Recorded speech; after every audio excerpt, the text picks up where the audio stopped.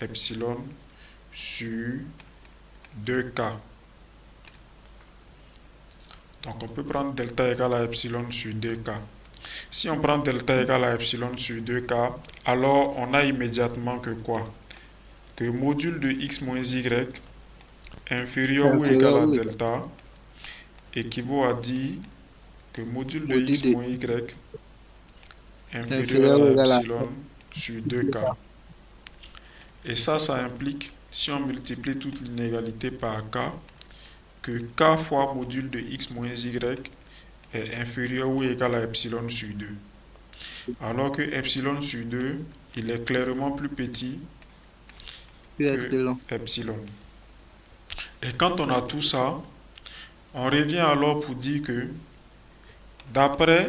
K d'après la propriété Lipschitz, K Lipschitz de f, valeur absolue de f de x moins f de y, c'est inférieur ou inférieur ou égal égal à k, à K fois module de x valeur moins y. absolue de x moins y. Et on vient de dire k fois valeur absolue de x moins y est inférieur ou égal Inférieur à epsilon. Donc finalement, on obtient bien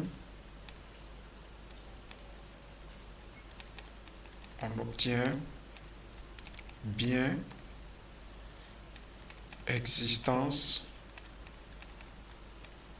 d'un réel excellent. de delta positif. C'est delta et non epsilon. Je sais. Epsilon, il est fixé à l'avance. C'est delta dont on doit montrer l'existence. Epsilon, il est fixé, quel que soit epsilon. Et on doit montrer qu'il existe. Ici, bon, dans la définition, c'est état. Bon, on n'a pas manqué de souligner que état ou bien delta, c'est pareil. Donc, il existe bien delta positif tel que, quel que soit y, élément de i, valeur absolue de x moins y inférieure ou égale à delta, implique valeur absolue de f de x moins f de y inférieure ou égale à epsilon. Donc f est Elle continu continue. au point i, au point x. Et comme ça aussi, on peut l'établir pour tout x. On en déduit que f est continu sur l'intervalle i tout entier. Celui-ci, x, il est fixé quelconque. Donc voilà déjà ça. Euh, voilà déjà, comment je dis, réponse à votre première question. Donc le fait que une fonction qui est K-Lipschitzienne soit continue. Je Maintenant, sais. votre deuxième question, c'était quoi? Au niveau des sinus, pourquoi dit-on que les fonctions sinus sont lepsiciennes? Ok. Pourquoi la Bon, fonction? ce n'est pas dans le cours ici, monsieur. Ce n'est pas dans le cours. Monsieur. Ok. D'accord. Donc,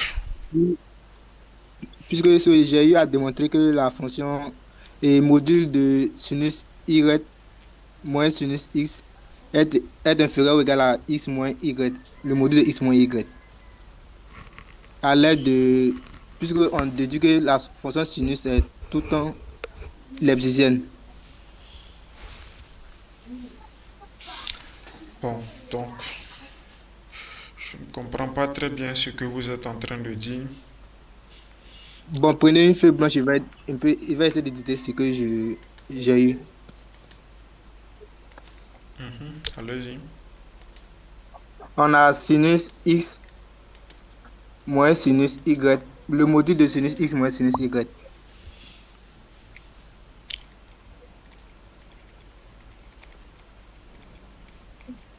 Ok. est inférieur ou égal à module de x moins y. Mhm. Et puis, et l'explication que j'ai donnée, on a démontré que puisque la fonction sinus est tout le temps une fois lepsicienne, donc on a sinus x une fois lipschitzienne et puis sinus y est une fois lipschitzienne. Donc, ça donne x moins y. Ok. Bon, faites bien attention. Monsieur. Après, pourquoi je dis faites bien attention? Parce que bon, après, si vous comprenez bien ce dont vous êtes en train de parler, Monsieur. quand vous en parlez, il n'y a pas de confusion possible. Si vous Monsieur. avez bien compris ce dont vous parlez, quand vous en parlez, vous le dites proprement, il n'y a pas de confusion possible.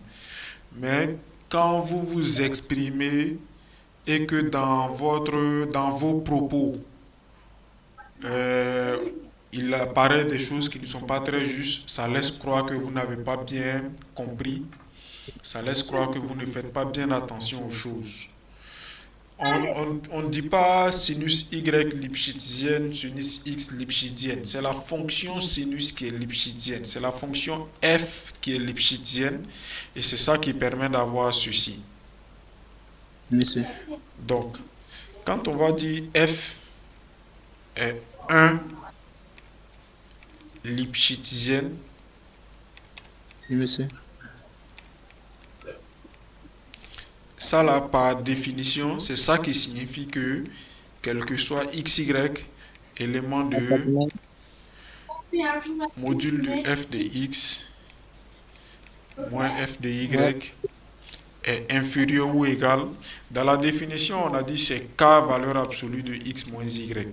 Mais quand on dit f est 1 lipschitzienne, donc k est égal à 1. Donc tout ça, c'est inférieur ou égal à la valeur absolue de x moins y. C'est ça qui donne ça. Donc la fonction sinus est 1 lipschitzienne. Maintenant, la raison là, c'est la raison que j'étais en train d'essayer de vous montrer dans le cours ici. La preuve utilise le théorème des accroissements finis. Théorème des accroissements finis. Voilà. Donc, théorèmes fondamentaux sur les dérivés. Le théorème de Rolle. Et vous avez ici le théorème des accroissements finis.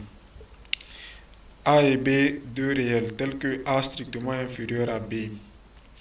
F est une fonction définie et continue sur l'intervalle AB, dérivable sur l'intervalle ouvert AB.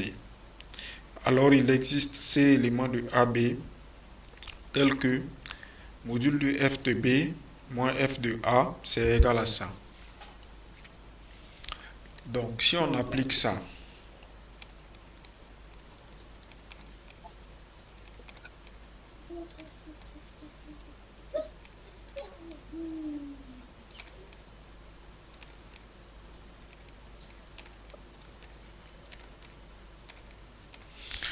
la fonction sinus là, vous la connaissez, elle est définie sur R tout entier.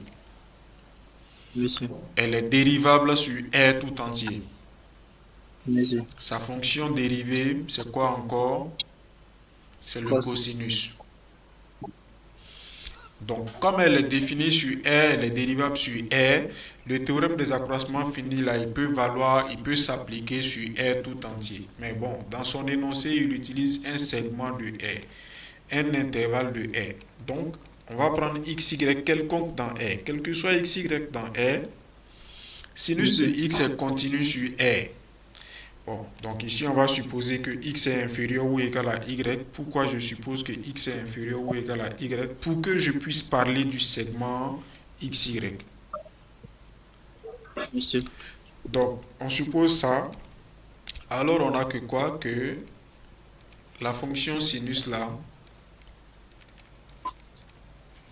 elle est continue Sur R. sur l'intervalle xy. Elle est dérivable, Sur XY aussi.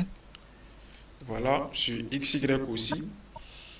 Dans l'énoncé du théorème, c'est strictement c'est l'intervalle ouvert, mais ça ne nous pose aucun problème de dire que c'est comme ça.